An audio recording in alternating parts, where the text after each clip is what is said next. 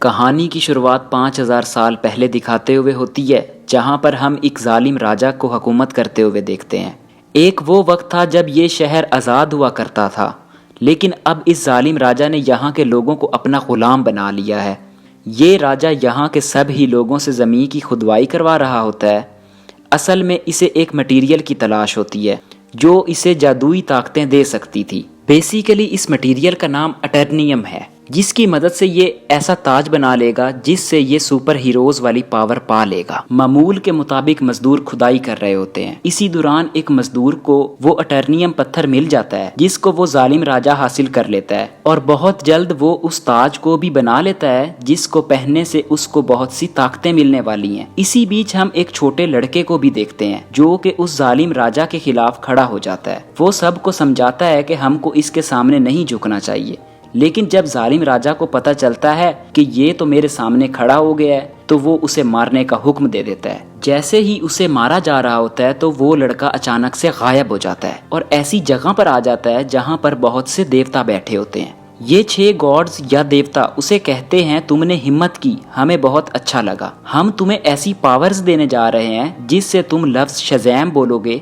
तो तुम में हम 6 गॉड्स की पावर आ जाएंगी और तुम इतने ताकतवर हो जाओगे कि तुम आराम से उस जालिम राजा को हरा सकते हो। ये लड़का करता भी ऐसे ही है। वो शज़ैम बोलता है और बहुत सी पावर उसमें आने लगती हैं। जहां वो राजा शैतानी ताज पहन रहा होता है कि उसके पास पावर्स आ जाएं, लेकिन छोटा लड़का वहां आकर शज़ैम बोलकर तबाही मचा देता है। ये इतने गुस्से में होता है कि जालिम राजा के साथ साथ वहां के पूरे शहर को भी तबाह कर देता है। और यहीं से कहानी जाती है 5000 साल बाद और हमें प्रेजेंट का टाइम दिखाया जाता है। अभी के टाइम में भी हमें वही शहर दिखाया जाता है जिस पर एक गैंग ने कब्जा किया होता है। ये लोगों पर जुल्म कर रहे होते हैं, लूट मार कर रहे होते हैं। पूरी तरह से पूरा शहर इनके कंट्रोल में होता है। इस गैंग का भी एक ही मकसद होता है, उस ताज को तलाश करना।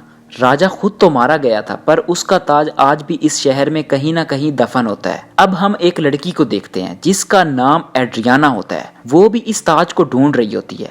ये लड़की आर्कियोलॉजिस्ट है। आर्कियोलॉजिस्ट वो लोग होते हैं जो जमीन की खुदाई करते हैं और हिस्ट्री की पुरानी चीजों को ढूंढते हैं। एड्रियाना एक गार में जाती है जहाँ पर उसे वो ताज मिल भी जाता है। एड्रियाना का एक साथी जिसका नाम इस्माइल होता है, ये इन लोगों के साथ मिला होता है जो लोगों पर जुल्म कर रहे होते हैं और ताज ढूंढ रहे होते हैं। अब इस्माइल एक साथी को मार देता है और उन लोगों को बुलवा लेता है। ये लोग उसे कहते हैं कि एड्रियाना देखो, ये ताज हमें दे दो। तब ही ये लड़की नीचे देखती है तो वहां पर कुछ वर्ड्स लिखे होते हैं। जब ये उन वर्ड्स को पढ़ती है तो उसके मुंह से निकलता है शाज़ैम। ये लफ्ज बोलते ही वहां पर ब्लैक एडम आ जाता है और वहां पर तमाम गुंडों को मारने लगता है और यहाँ कोई भी नहीं बचता। रही बात इस्माइल की, तो वो मरने का नाटक करता है, इसलिए वो बच जाता है। क्योंकि एड्रियाना ने ब्लैक एडम को जिंदा किया होता है तो इसीलिए ब्लैक एडम उसे कुछ नहीं कहता। अभी ब्लैक एडम वहीं पर होता है तो गैंग के कई और लोग आ जाते हैं। इस पर एक स्पेशल वेपन से अटैक किया जाता है। ये वेपन उसी अटर्नियम मटेरियल से बना होता है जिसकी मदद से वो ताज बना था। जैसे ही ये मिसाइल ब्लैक एडम को लगती है तो उसे वाकया ही दर्द महसूस होने लगता है और वो वहीं पर बेहोश हो जाता है। तो हमें यहाँ पर पता चलता है कि अटर्नियम एक ऐसा मिसाइल है जिसकी मदद से ब्लैक एडम को मारा जा सकता है।